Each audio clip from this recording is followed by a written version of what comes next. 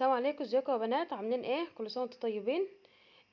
حبيت كده انزل معاكم بفيديو خفيف كده اشارك معاكم اليوم بتاعنا. الفيديو دوت متصور يوم الخميس. حبيت اشارك معاكم كده ونصوره كده.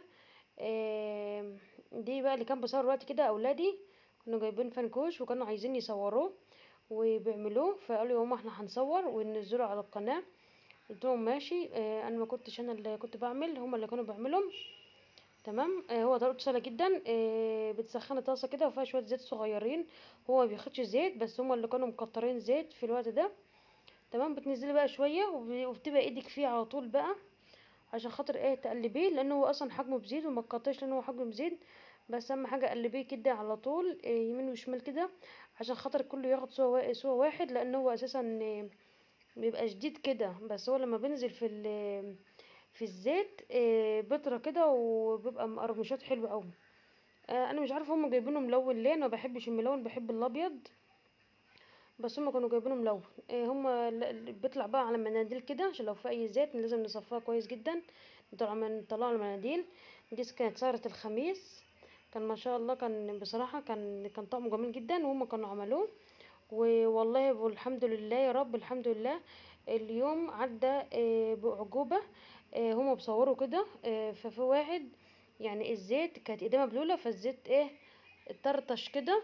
ف فاحمد الصغير جه على ايده نقطة زيت، فقام خابط في محمد ورا هو بيصور. فقاموا الاتنين موقعين طاسة الزيت على الارض. بس الحمد لله هم بعدوا، فالزيت جه سخن على الارض. هم اي نعم بهدلوا المطبخ وبهدلوا السجادة، بس فداهم فدا الاولاد. الحمد لله ربنا سترها والله العظيم. لو كانت الزيت وقع على رجلهم ما كانش عارفه كان ايه اللي هيحصل. هما بس عشان ما كانوش متحكمين في الكاميرا ومش وغلط لما يكون حد بيقلي حاجه في الزيت وتبقى قدامها بلوله. فطرطشه الزيت دي بتبقى فعلا لساعتها صعبه على الاطفال وكده. هم عملوها اهوت وقعدوا بقى يتسلم.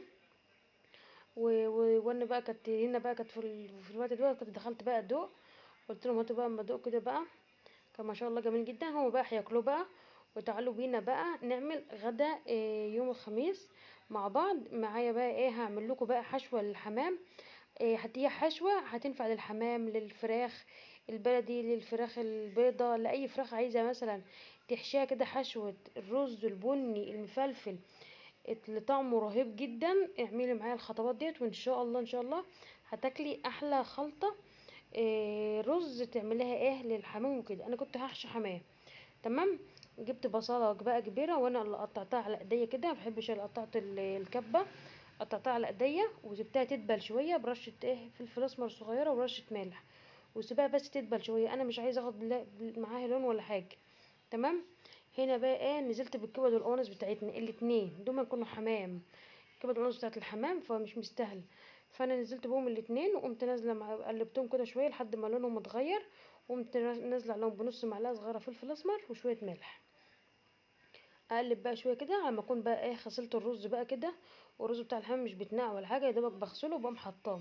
كنت عامله ما شاء الله 3 كوبايات من الرز، لان انا كان معايا كميه من الحمام، وانا بحشي تحت الجلد وتحت في الزور وفي القلب من جوه.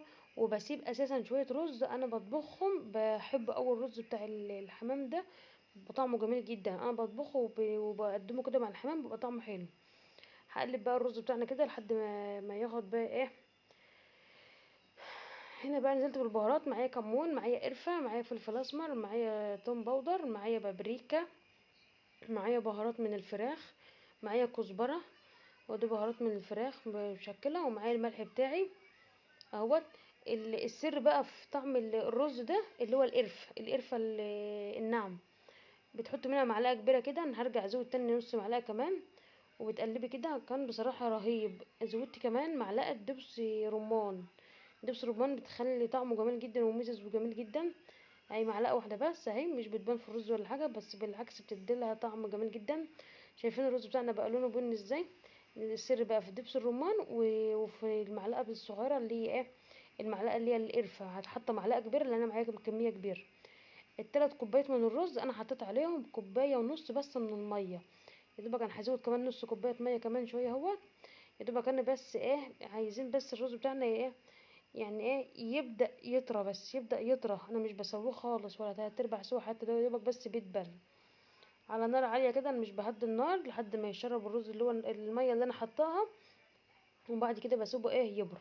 دي بقى الرز بتاعك دوت بقى لأي خلطة، إيه، لحشو الحمام، حشو البط، حشو الفراخ. الرز ده اعمليه كده بس، الرز بكده قانص وكليه كده بس لوحده كده، بيبقى طعمه برضو جميل. هنا بقى كنت غاسله الحمام بتاعي كويس ومنضفاه، وهنا خلياه، شايفين ما شاء الله. انا هو حاشياه بس مش كتماه عشان خاطر ما يفرقعش مني. هبدا بقى انفض الرز دوت كده، ونضفت وعملت كميه الحمام بتاعتي كلها هي تمام، وسايبه الحمام يتهوى، يعني ما بيبقاش مكتوب تمام. وماليه الزور ما شاء الله، كان الف هنا رب على اللي اكله. معايا حله هنا بقى على النار، حاطه فيها حبهان ورق لوري وقرفه خشب، وحاطه فيها بصل، وحاطه فيها طماطم وفلفل اسمر حب. ولما غلت بدأت تنزل بالحمام بتاعها كده على ظهره. لازم الماء تكون بتغلي عشان الحمام يكش كده ويقفل على بعضه تمام كده. هو بقى هتسيبيه بقى يغلي. انا ليه ما بشوحش الحمام؟ الحمام اللي محشي رز ما ينفعش يتشوح، لان لو اتشوح هيفرقع منك. لازم بنغليله ميه وبننزل بيه كده ايه زي الممبار تمام.